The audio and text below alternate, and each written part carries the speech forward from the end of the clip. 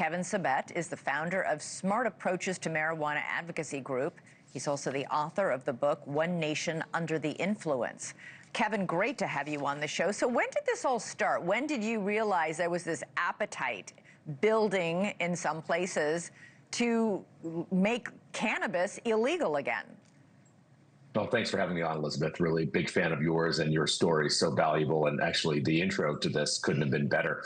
I knew that there was a problem. I served in the Obama administration, so I'm not coming at this from a sort of far right, or really a partisan point of view. I served both Republicans and Democrats. And when I was serving in the Obama administration, I knew that the science about marijuana and how today's marijuana is not your Woodstock weed was really emerging and coming out and showing the link to psychosis and schizophrenia.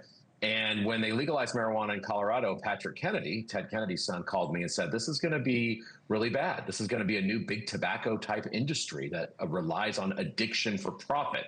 And that's why we started SAM. And then a few years ago, we just started getting so many calls from, Kristen we work with, but also many other thousands of parents who have had heartbreaking stories. And we knew that this was building.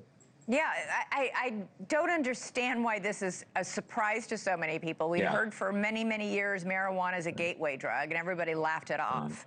Are people now understanding that, in fact, not only is it a gateway drug, but it's incredibly dangerous, today's marijuana? Yeah, on its own, it's incredibly dangerous. They are understanding because we have hundreds of thousands of people, millions, going to the emergency room every year from acute marijuana poisoning. We have marijuana is the #1 reason why young people are in treatment, more than alcohol and all other drugs combined. Really? And because of legalization, yeah, no, absolutely. And because of legalization, which is really commercialization, it's about promotion. It's not just, to be honest, Elizabeth, I don't care if an adult smokes a joint in the privacy of their own home and falls asleep or takes a gummy to go to bed. That's not the issue. The issue is it is being pushed in very heavy doses to our young people and developing brains. And that is what we need to stop. There's this whole, political and financial movement to do that.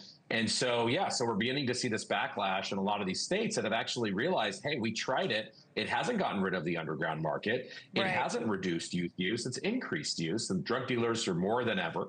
We have more car crashes now. It hasn't done any of the promises. And they were supposed to at least fund education, fund, housing projects, healthcare with the revenue. The revenue's been a drop in the bucket, less than 0.1% in any state that's done it. So I think people are feeling it now. How much of it is also just people like, I don't know, myself, who I detest the smell of this stuff. It smells like a skunk. Right.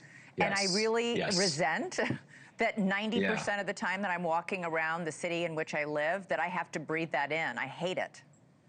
You're not the only one, and I hate it too. It's not just New York, too. It's D.C. In fact, this state initiative here, this initiative here, actually, one of the pushbacks happened in October in, Cambridge, Massachusetts, among a Harvard professor, hardly a sort of right-wing bastion, where she said, listen, I'm not extreme. She said, I'm very liberal. I'm not against people smoking it in their house, but everywhere you go, you smell it now. So she started a petition, this Harvard woman, that said it would sort of worsen traffic congestion. That's already a problem. Fill our green spaces and sidewalks with secondhand smoke, increase noise and nuisance crimes. And she had so many people supporting her. So it's not really coming from only the right anymore. Everyday people are realizing this is a big problem. Quick, 10 seconds. Do you think it's going to pass? I do. I think it will. But again, if it doesn't, it took 25 years for the legalizers to pass their stuff. So, this is the beginning, but I think there's a ton of momentum. It's going to be difficult to stop. I'd sign the petition, but that's just me. Thanks. Anyway, Kevin Sabet, thank you so much for joining us. Really appreciate it. All right. Appreciate it. Thank you.